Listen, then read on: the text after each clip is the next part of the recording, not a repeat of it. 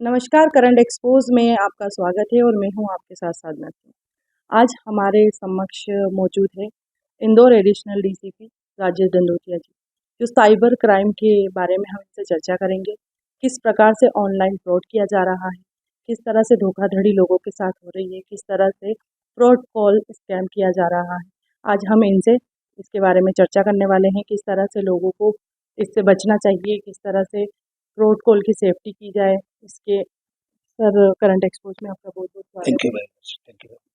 Sir जैसे देखा जा रहा है कि आजकल बहुत ज़्यादा स्कैम चल रहा है, तो सर किस प्रकार से आप इसमें अपनी मुहिम चला रहे हैं? देखिए, जिस तरह से साइबर फ्रॉड की घटनाएँ लगातार बढ़ी है, चूँकि डिजिटल वर्ल्ड पे हम रहते हैं, ऑनलाइन पर हमारी डिपेंडेंसी बढ़ी है, डिजिटलाइज़ेशन की तरफ भी हम लगातार रैपिडली जा रहे हैं और जो गैजेट्स एंड टूल्स हैं, वो रैपिडली अपग्रेड हो रहे हैं।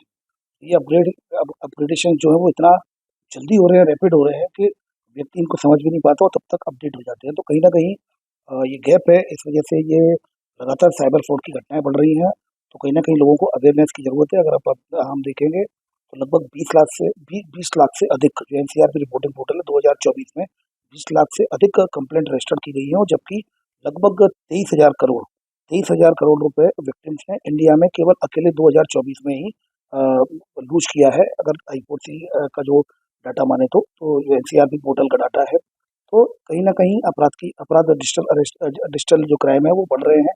ऐसी स्थिति में हमें भी लगातार इनको रोकने के लिए लगातार सार्थक कदम उठाने चाहिए जिसके लिए हम लगातार अवेयरनेस कैंपेन चला रहे हैं।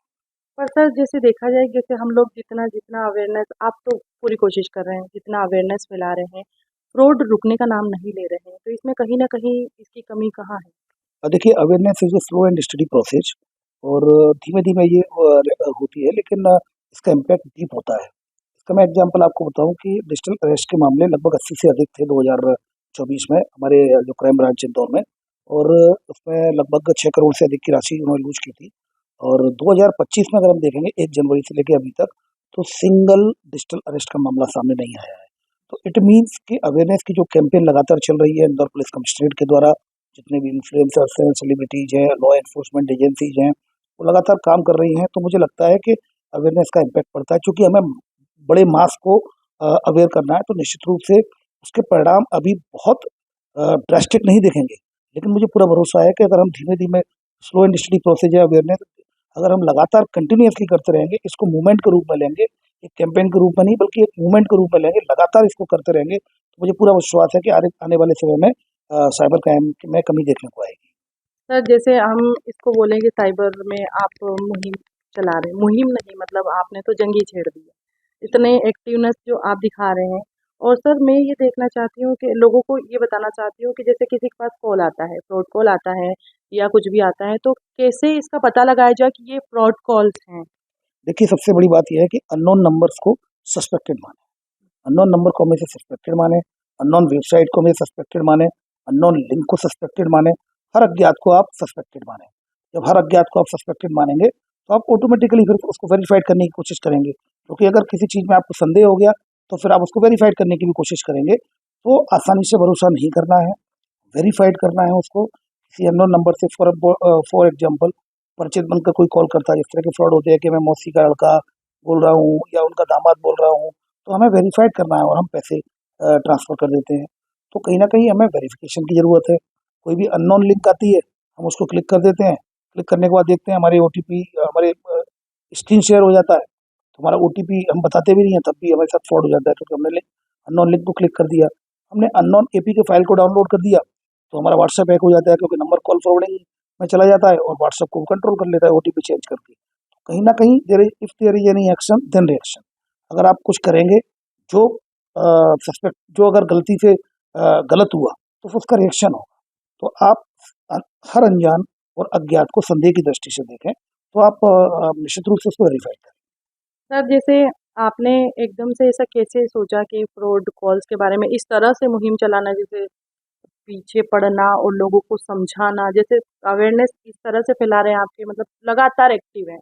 तो इस तरह से कैसे आपके दिमाग में आया कि एकदम से आपने देखिए, सबसे इम्पोर्टेंट ये है अवेयरनेस कैंपेन लगातार पूरे ऑल ओवर इंडिया में अपने-अपने स्तर से लोग चला रहे हैं और फिर हमने अभी लगातार अवेयरनेस कैंपेन लगातार चल रही थी। पर अभी तेज़ इसलिए की है कि अभी हमने कुछ गैंग्स पकड़े, गैंग्स पकड़े तो उसमें ये सामने आया कि कुछ बीएनसी ऐप के माध्यम से वो क्रिप्टो करेंसी के रूप में कन्वर्ट होके वो पैसा ट्रांसफर होके बाहर चला गया, लाओस, कंबोडिया, म्यांमार, इस तरह की कंट्री में चला गया। तो कहीं ना कहीं गैंगस्टर्स जो ऑर्गेनाइज क्राइम है, ये लोग वहाँ बैठे हुए हैं। तो ऐसी स्थिति में लॉ एनफोर्समेंट एजेंसी के लिए पैसा रिकवर करना एक बड़ी चुनौती है। तब फिर ये लगता है कि अब वहाँ से पैसा, क्योंकि ये 420 के जो जो धोखाधड़ी के मामले होते हैं, फाइनेंशियल फ्रॉड होते हैं, उसमें व्यक्ति को पैसे से मतलब होता है उसको पैसा रिकवर हो जाए। तो बैक टू द बेसिक्स। तो फिर हमने ये सोचा कि जब ये चैलेंज है पैसा वापस लाना, तो क्यों ना अवेयरनेस को एक इतने बृहद स्तर से युद्ध स्तर पर चलाया जाए, तो लोग उसके बारे में अवेयर हो सकें और अपना बचाव कर सकें। इसीलिए इस कैंपेन को और काफ़ी कम्पैक्ट बनाया गया। और सर जैसे आपने बताया कि कॉल अननोन कॉल नहीं उठाना और कोई भी लिंक को मतलब ओपन नहीं करना।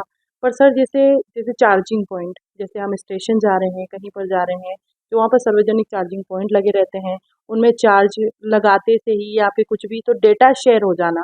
तो सर इसको कैसे पता लगाएंगे? जैसे गवर्नमेंट ने ही हमको सुविधा दी है और वही मतलब फ्रॉड हो रहा है, तो उस पर कैसे पकड़े? देखिए, अपना स्वयं का चार्जर लेके जाएँ। क्या होता है कि जो यूएसबी पोर्ट होते हैं पब्लिक प्लेसेस पर, वहाँ आप वो लगाते हैं अपना, जैसे ही अब चार्ज करने के लिए लगाते हैं तो आपको ये पता नहीं होता यूएसबी पोर्ट में आपका डाटा चला जाता है, डाटा स्टोर कर लेते हैं, उसमें कहीं न कहीं वायरस होता है और आपका पूरा डाटा कंप्रोमाइज़ हो जाता है। इस एक्टिविटी को जूस जैकिंग बोलते हैं, इस फ्रॉड को जूस जैकिंग फ्रॉड बोलते हैं। इससे बचने के लिए सबसे इम्पोर्टेंट है अपना स्वयं का चार्जर रखिए, स्वयं के चार्जर को उपयोग करिए और कभी भी जो अपना चार्जर उपयोग करेंगे तो आप इससे अपना बचाव कर पाएँगे। पब्लिक प्लेसेस पर जो यूएसबी पोर्ट लगे होते हैं उनका उपयोग करने से बचना चाहिए। सर जैसे हॉस्पिटल से कॉल आ रहे हैं, किसी का एक्सीडेंट हो गया है, उस तरह से किसी का फ्रेंड बनकर बात कर रहे हैं, और ये सर ऑनलाइन हेरेस्टिंग का क्या मतलब है सर ये? देखिए, ऑनलाइन हैरेसमेंट साइबर बुलिंग होता है। लोगों को फॉलो किया जाता है, लोगों को अब्यूज़ किया जाता है, लोगों को डिफेम किया जाता है, लोगों को स्टॉक किया जाता है, उनको बुली किया जाता है। तो ये उनको परेशान किया जाता है, उनको बार-बार फेक प्रोफ़ाइल बना ली, उनको उनको ब्लैकमेल करने लगे, उनको उनको अब्यूज़िव लैंग्वेज करने लगे, उनको डिफेम करने की कोशिश लगी। ये सोशल मीडिया फ्रॉड होता है। तो ऑनलाइन प्लेटफ़ॉर्म पर हैरेस किया जाता है। बेसिकली हमें जो अपने सोशल मीडिया प्लेटफ़ॉर्म पर मिनिमम पर्सनल इन्फॉर्मेशन को शेयर करना चाहिए। हमें फ़ोटोग्राफ्स भी लिमिटेड ही शेयर करनी चाहिए। हमें अपनी जो प्रोफ़ाइल है सोशल मीडिया प्लेटफ़ॉर्म की, उसको पब्लिक ना करते हुए प्राइवेट करना चाहिए और हमें अपनी प्रोफ़ाइल के टू स्टेप वेरिफ़िकेशन या मल्टी फैक्टर वेरिफ़िकेशन या ऑथेंटिकेशन करना चाहिए, जिससे हम अपना और समय-समय पर जो फायरवॉल्स है उनको मतलब अपडेट करना चाहिए, एंटीवायरस सॉफ्टवेयर को समय-समय पर अपडेट करते रहना चाहिए। तो इससे क्या होगा कि आप साइबर से जो जो क्राइम है, उससे अपना एक कहीं न कहीं एक वॉल डेवलप कर लेते हैं, एक बचाव अपना कर पाते हैं। सर अभी तक आपने कितने स्कैम का पर्दाफाश किया है? देखिए, लगातार हम लोग कोशिश करते हैं, but in the end ultimately ये पता चलता है कि कोई जो व्यक्ति है, जो जो किंगपिन है, जो मास्टरमाइंड है, कहीं न कहीं वो पकड़ से बाहर है। तो अभी तक 2024 1 जनवरी से लगभग 100 से अधिक साइबर फ्रॉडस्टर्स को इंडिया के डिफरेंट स्टेट से पकड़ा गया है, जिसमें डिजिटल अरेस्ट में अकेले 35 से अधिक आरोपी हैं। तो कहीं न कहीं ये सिम होल्डर और अकाउंट होल्डर है और इसके अलावा उनकी आगे की लिंक कहीं मिले हैं, पर कई केसेज़ में लिंक बाहर की मिली है, जिसमें युक्तियुक्त कार्रवाई की जा रही है। हाँ सर जैसे हम लोग आप लोग जो इतनी एक्टिव से ये चीज़ पकड़ रहे हैं, फ्रॉड लोगों को पकड़ रहे हैं, सब जगह से अपनी अवेयरनेस फैला रहे हैं, पर आपको कहीं न कहीं ऐसा लगता है कि जो फ्रॉड करने वाले हैं, वो भी बहुत ज़्यादा एक्टिव होते जा रहे हैं और नई-नई ऐप वो भी लॉन्च करके अलग-अलग तरीके से फ्रॉड कर रहे हैं। तो ऐसे कैसे बचें कि कैसे पता चले नए-नए ऐप आ रहे हैं, जिनको डाउनलोड नई चीज़ सीखने के लिए लोग डाउनलोड कर रहे हैं, तो हम कैसे उसको देखिए, जिस तरह के ट्रेंड्स है, जो फ्रॉडस्टर्स भी अपडेट होते हैं, तो हमें भी अपडेट होना चाहिए और इसलिए लगातार मैं नए-नए फ्रॉड केसेज़ में, चाहे वो जंप डिपॉज़िट स्कैम हो, चाहे वो जूस चेकिंग हो, चाहे फिर वो पिग विचरिंग स्कैम हो, पिग स्लॉटरिंग स्कैम हो, चाहे फिर वो कॉल मर्जिंग स्कैम हो, मैं लगातार इसके बारे में रील्स बनाता हूँ, अपने सेशंस में बोलता हूँ, पॉडकास्ट के माध्यम से, वन टू वन के माध्यम से भी मैं लगातार लोगों को अपडेट करता हूँ कि जंप डिपॉज़िट स्कैम क्या है। अभी आजकल क्या होता है कि लोग फ़ोन करते हैं, बोलते हैं कि एक गलती से ₹2000 आपके अकाउंट में चले गए, एक डिजिट अलग थी और फ़ोन करने के बाद वो बोलते हैं कृपया करके पैसे वापस कर दीजिए, मेरी मदर की तबीयत खराब है, वाइफ़ की तबीयत खराब है। और फिर जैसे ही आप यूपीआई पिन डालते हैं तो चूँकि उसकी एक्सेप्ट करते हैं, तुरंत वो जो जो पेमेंट रिक्वेस्ट उनकी पड़ी होती है, जैसे ही आप यूपीआई पिन डालते हैं तो वो पैसा आपके अकाउंट से कट जाता है। तो कहीं न कहीं हमें ध्यान रखने की ज़रूरत है इन सभी में, तो हम भी लगातार अपडेट करते जा रहे हैं। इसलिए अवेयरनेस की ज़रूरत है, जागरूकता, कि अगर वो नए-नए फ्रॉड कर रहे हैं तो हम हमें भी जागरूक होकर उनके लिए भी अपडेट होना है। मैं अपने सोशल मीडिया जो भी, चाहे वो फेसबुक हो, इंस्टाग्राम हो, सोशल मीडिया प्लेटफ़ॉर्म से लगातार डिजिटल एडवाइस जारी करता हूँ और लोगों को अवेयर करने की कोशिश कर रहा हूँ। सेशंस में भी इन नए-नए अपराधों के बारे में बताता हूँ।